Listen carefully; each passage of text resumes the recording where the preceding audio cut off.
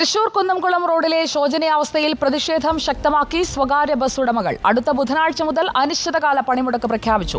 Thrissur Kunnamkulam Kozhikode റൂട്ടിലും Thrissur Kodungallur റൂട്ടിലും service നടത്തില്ല. Jason ചാമോളപ്പിൽ നമുക്കൊപ്പം തത്സമയം ചേരുന്നു. ജെയ്സൺ, അല്ലെങ്കിലും ആ സർവീസ് കൊണ്ട് അതിൽ കയറുന്ന ആളുകൾക്ക് നടുവൊടിയും എന്നല്ലാതെ എന്ത് പ്രയോജനമെന്ന് ഈ യാത്രക്കാർ ചോദിക്കുമ്പോൾ അതേ കാര്യം തിരിച്ചു ചോദിക്കേണ്ട അവസ്ഥയിലേക്ക് ജീവനക്കാരും ഉടമകളും പോകുന്ന സാഹചര്യമല്ലേ?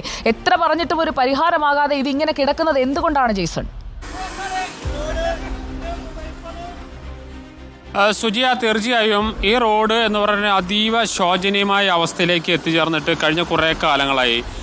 ഇവിടെ നിർമ്മാണ പ്രവർത്തനം ഏറ്റെടുത്ത ആളുകൾ അത് ഉപേക്ഷിച്ച് പോകുന്നു. അവർ പറയുന്ന പ്രധാനപ്പെട്ട വിഷയം പണം ലഭിക്കുന്നില്ല എന്ന് തന്നെയാണ്.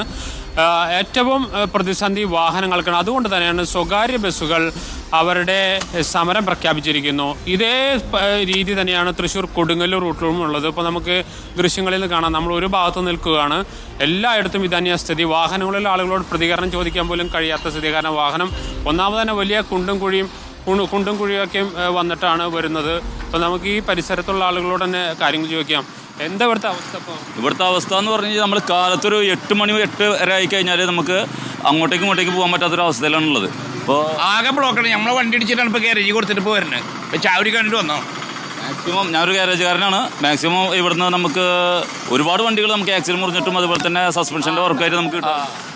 നിങ്ങൾ ബസ് സമരമാണല്ലോ, 26-ാം തീയതി മുതൽ ബസ് സമരമാണല്ലോ. 26-ാം തീയതി ഇങ്ങനെ ഓടുന്നതിനേക്കാൾ ഓടാതിരിക്കാണല്ലോ. ചാല് പൊട്ടാണ്, ഓടാൻ പറ്റണില്ല ശരിക്കും പോലെ.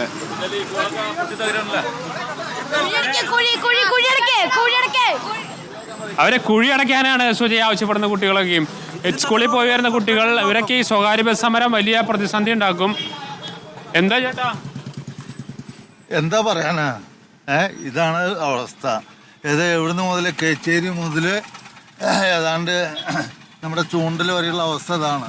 അധികം വിവരം നിർത്തിയാൽ ഒന്നാമത് തന്നെ വണ്ടി വലിയ ബ്ലോക്കിൽ പെട്ട് വരുന്നത്. അതിനൊപ്പം തന്നെ ആളുകൾ വീണ്ടും വഴി പോകുന്ന സ്ഥിതി. ഇപ്പോൾ 26-ാം തീയതി മുതൽ സ്വകാര്യ ബസ്സുകൾ പണിമുടക്കാൻ തീരുമാനിച്ചിരിക്കുന്നു. തൃശ്ശൂർ കോഴിക്കോട് റൂട്ടിലും അതുപോലെ തന്നെ തൃശ്ശൂർ കൊടുങ്ങല്ലൂർ റൂട്ടിലുമാണ് പ്രധാനമായും പണിമുടക്കുള്ളത്. ഇതിനൊരു പരിഹാരം കാണാതെ ബസ് പണിമുടക്കിൽ നിന്ന് അവർ പിൻവാങ്ങില്ല എന്ന് ബസ് ഉടമകൾ ഇന്ന് ചേർന്ന യോഗത്തിൽ തീരുമാനമെടുത്തിട്ടുണ്ട്. പ്രധാനമായും ജില്ലാ ഭരണകൂടം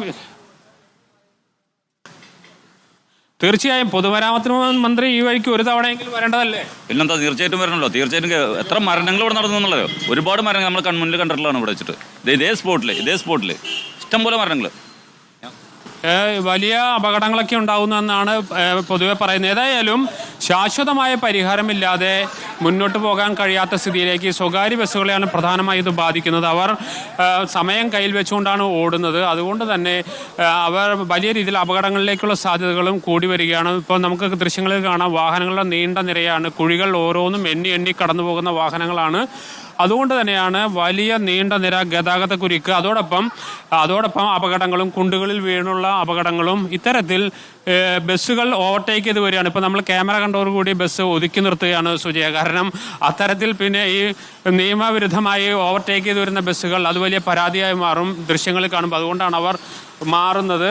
ഇത്തരത്തിൽ വലിയ ഗതാഗത കുരുക്ക്. തൃശ്ശൂർ കോഴിക്കോട് റോഡാണെന്ന് പ്രത്യേകം ശ്രദ്ധിക്കണം. കാരണം തൃശ്ശൂർ കോഴിക്കോട് റോഡ് എന്ന് പറയുന്നത് സംസ്ഥാനത്തെ ഏറ്റവും പ്രധാനപ്പെട്ട പാതയാണ്. ഇതിനേക്കാൾ ദയനീയമായ സ്ഥിതിയാണ് തൃശ്ശൂർ കൊടുങ്ങല്ലൂര്. ഈ രണ്ട് വഴികളും ഒരു ദുരിത വഴിയും ഇനി സഞ്ചരിക്കേണ്ട വഴിയാകും. ആ വഴിയിലാണ് ഇപ്പോൾ നിന്നുകൊണ്ട് ജെയ്സൺ ചാമോളപ്പിൽ ദുരിതമീ യാത്ര എന്ന് ആവർത്തിച്ച് പറഞ്ഞുകൊണ്ടിരിക്കുന്നത്. ആ വഴിയിലെ കുഴി എണ്ണി പോകാം. അപ്പോൾ ഈ കുഴിയും കടന്ന് ബഹുമാനപ്പെട്ട മന്ത്രി ഒന്ന് സഞ്ചരിക്കണം, ഈ കുഴിയൊക്കെ ഒന്ന് പരിഹരിക്കണം. ആ കുട്ടിയുടെ വാക്ക് മന്ത്രിയുടെ നേരെ കൂടിയാണ്. ഈ കുഴിയൊന്ന് അടയ്ക്കുമോ പ്ലീസ് എന്ന് ആ കുട്ടി ചോദിക്കുന്നത് പ്രിയപ്പെട്ട മന്ത്രി അങ്ങ് കേൾക്കുമെന്ന പ്രതീക്ഷയോടെ